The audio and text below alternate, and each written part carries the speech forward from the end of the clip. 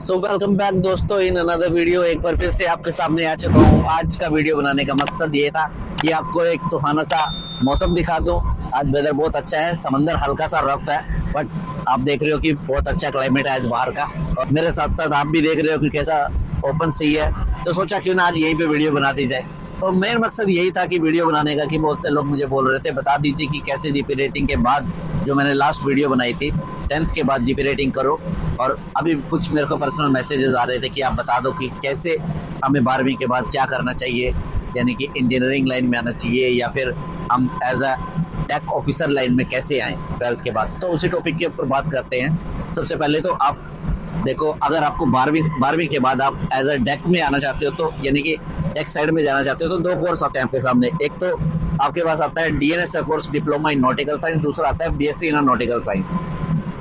दोनों ही कोर्स आपके 12th के बाद होते हैं। 12th आपकी होनी चाहिए पीसीएम से, यानी कि फिजिक्स केमिस्ट्री मैथ से। और फिजिक्स केमिस्ट्री मैथ का जो क्राइटेरिया है, एलिजिबिलिटी है, वो कॉलेजेस की और डीजी शिपिंग की अबव दैन 60% है, और कुछ कॉलेजेस की 70% भी है। तो आप अच्छा ही कीजिए। और इंग्लिश का क्राइटेरिया मिनिमम 60% है। जब आप 12th में ये क्राइटेरिया कंप्लीट कर लेते हो, तो उसके बाद आपका आईएमयू सिटी का एग्ज़ाम होता है, वो आप क्रैक करेंगे। और उसके बाद आईएमयू सिटी के साथ साथ ही फॉर्म निकलते हैं स्पॉन्सरशिप के। हर एक कंपनी साल के अंदर दो फॉर्म निकालती है, मतलब इस एक साल में 2 बार फॉर्म निकालती है स्पॉन्सरशिप के, डीएनएस के लिए और बीएससी के लिए।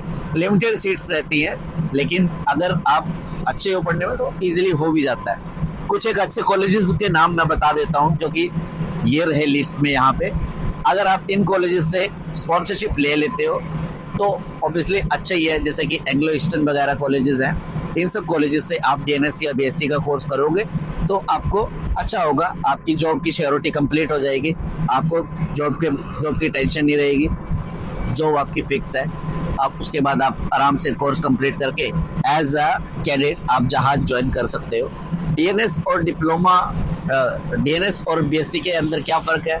बीएससी ग्रेजुएशन है, और डीएनएस जो है वो डिप्लोमा हो जाता है, डिप्लोमा इन नॉटिकल साइंस। और बीएससी हो जाता है, बीएससी हो जाती है तो आपको सिर्फ ये रहता है कि आप ग्रेजुएट हो, डिप्लोमा ग्रेजुएट में नहीं कहलाता है।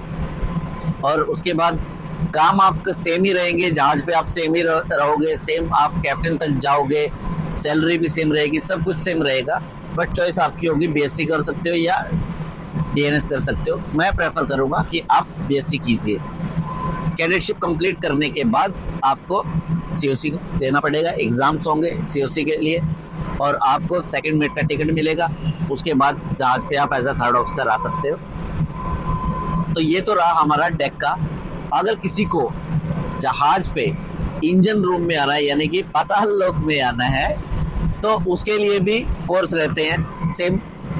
आपको 4 साल की, देखो इसके अंदर भी 2 ऑप्शन है। या तो आप 4 साल की इंजीनियरिंग कर सकते हो मैकेनिकल से, और उसके बाद 1 साल का जीएमई का कोर्स कर सकते हो। उसके बाद क्या होगा कि आप कैडेट लाइन में आएंगे इंजन साइड में, यानी कि as a 5th engineer join करेंगे कैडेटशिप में। और दूसरा है 4 साल की डिग्री आप पर्टिकुलर मेरीन इंजीनियरिंग में करेंगे, यानी कि बैचलर इन मेरीन इंजीनियरिंग, जिसमें क्या होगा कि 4 साल आपको सिर्फ जहाज के बारे में ही पढ़ाया जाएगा। जहाज के हर एक इंफ्रास्ट्रक्चर के बारे में, हर एक चीज़ के बारे में जहाज के आपको पढ़ाया जाएगा।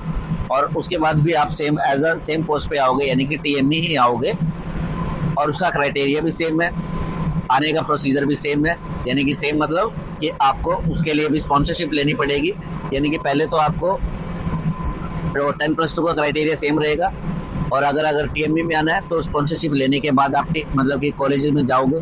और अगर मैकेनिकल 4 साल की मैकेनिकल इंजीनियरिंग करने के बाद आ रहे हो तो उसका भी सेम क्राइटेरिया है। 60% आपको मैकेनिकल में आना, मतलब मैकेनिकल इंजीनियरिंग लाइन में 60% आपको वहाँ पे मार्क्स लेने पड़ेंगे।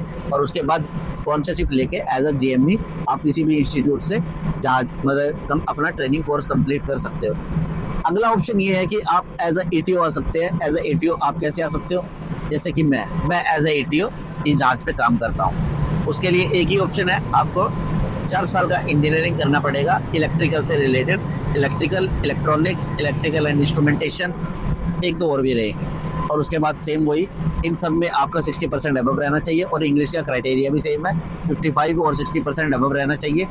और उसके बाद आपका 4 साल स्पॉन्सरशिप लेने के बाद 4 महीने का कोर्स रहता है और उसके बाद आप एज अ ट्रेनी जहाज को ज्वाइन कर सकते हो। और डॉक्यूमेंटेशन का कुछ प्रोसेस रहता है जिसे कंपनी मतलब कि आपका सब ट्रेनिंग खत्म होने के बाद 4 से 6 महीने, 6 से 7 भी हो जाते हैं कई बार, तो ये सब लेती है और उसके बाद जहाज पे आप इजीली ज्वाइन कर सकते हो और मेरी तरह आप खुले समंदर का आनंद ले सकते हो। तो ये था दोस्तों सारा इंफॉर्मेशन, ऑलमोस्ट सब कंप्लीट हो गया। अगर अच्छा लगा हो तो प्लीज़ अप्रिशिएट कीजिएगा। Thank you so much.